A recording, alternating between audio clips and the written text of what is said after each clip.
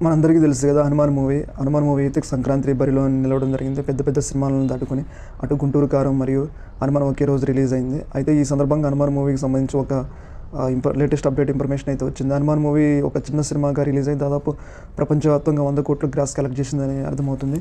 ఆ యొక్క movie unit కూడా ప్రకటించింది. ఏదేమైనా 'హనుమాన్' మూవీ అనేది ఒక చాలామందికి కనువింపు కలిగజేసిందని మనం చెప్పుకో. ఒక చిన్న డైరెక్టర్ అంత పెద్ద హిట్‌ని సాధించడం మరియు తక్కువ వీఎఫ్ఎక్స్‌తో తక్కువ ఖర్చుతో అంత గొప్ప మూవీని సాధించి 100 కోట్లు కలెక్ట్ చేసే విధంగా 'హనుమాన్' మూవీ అయితే ఎదిగింది.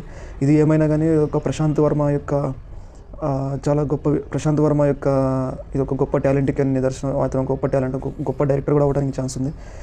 'హనుమాన్' మూవీ అనేది ఒక 'గుంటూరు కారం' లాంటి మూవీలకి ఎదురెళ్తున్నప్పుడు చాలామంది విమర్శలు కూడా చేశారు. అంత పెద్ద సినిమాకి మీరు ఎదురెళ్ళటం అవసరమా?